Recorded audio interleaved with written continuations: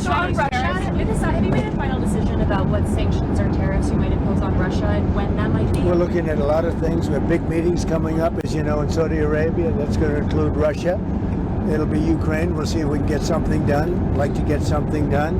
A lot of people died this week, as you know, in Ukraine. Not only Ukrainians, but Russians. So I think everybody wants to see it get done. We're going to make a lot of progress, I believe, this week. Is President Putin disrespecting you by attacking Ukraine when you're trying to make peace there? Is President Putin disrespecting you by attacking Ukraine when you're trying to make peace there? What did he do? Well, he's attacking Ukraine. Is he disrespecting me? Yeah. Who are you with? I'm Michael Burnell, Washington Post. You've lost a lot of credibility. Go ahead. What else? President Robert, go ahead. Americans who have seen their retirements accounts fall in recent day are getting very nervous about these tariff conversations. Oh, I think the tariffs are going to be the greatest thing we've ever done as a country. It's going to make our country rich again. We have many companies, as you know, auto companies are opening up plants now. We've had 4 or 5 announced already, but many more are coming. And we're basically going to take back the money, a lot of the money that we've given away over many decades. We've lost our jobs, we've lost our factories. We've lost 90,000 factories since the beginning of NAFTA. It's not that long ago. 90,000 factories, think of that.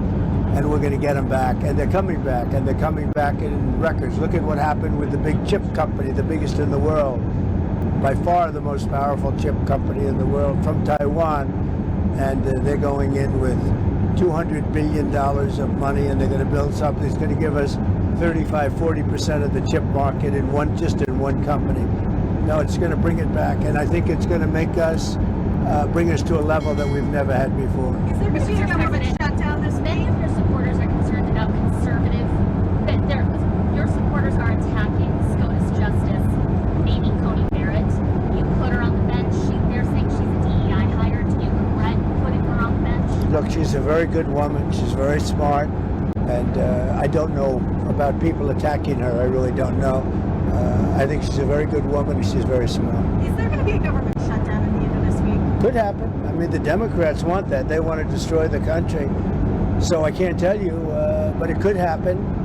It shouldn't have happened, and it probably won't. I think the CR is going to get passed. We'll see, but it could happen. You never know. The Democrats are out of control. You saw that the other night during the speech when they wouldn't stand up for 2 of the young ladies were killed by illegal aliens. One with the cancer, the young man with the cancer, and all you want to do is stand up and applaud the man and the boy, the young boy. And nobody's ever seen anything like that.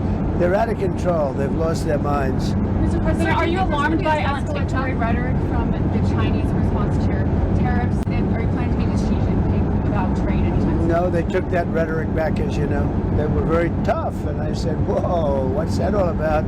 And that rhetoric was taken back. You know that, right? My question to you is... But if you know that, why would you ask that question? Are you planning to meet with Xi Jinping anytime Yeah, at some point I will.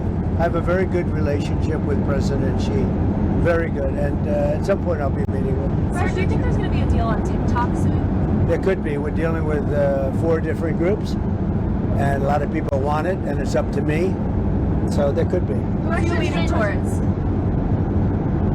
All 4 are good. Mr. President, Elon said there's no feud between your cabinet members and Elon Musk. Yeah. He had dinner with him last night, Secretary of Reveal. However, tensions are high between your cabinet and Mr. Musk. How are you going to simmer down tensions? Does Mr. Musk need to back off? Well, I don't think the tensions are high. Look, Elon's a very special person, and these cabinet people are special people. You know, these are very successful people, or they wouldn't have gotten, they've attained the highest heights of government. And I think they have a fantastic relationship to Elon. And Doge has been incredible. Hundreds of billions of dollars of waste and fraud and abuse has been already found.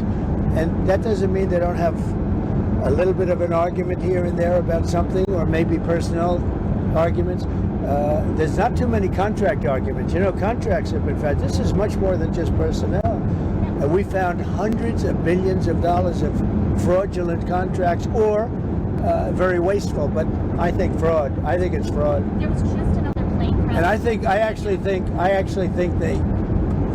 really the cabinet, for the most part, I think they get along really well with Elon. There was just another plane crash in Pennsylvania today, Secretary Duffy's big concern is his department is being gutted.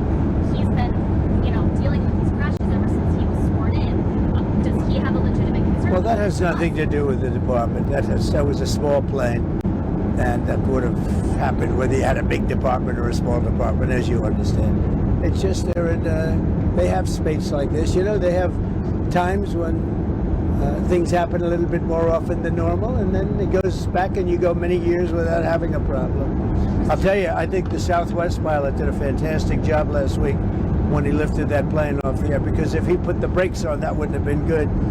And I think the license should be maybe revoked for the plane that got in the way from the pilot, revoked for the plane that got in its way. But the way he immediately stepped in the gas and lifted up, as opposed to thinking for about 3 seconds when it would have been too late. The Southwest pilot or pilots they did a great job. Russia, China, and Iran are doing military exercises together. Does that concern you? No, not at all.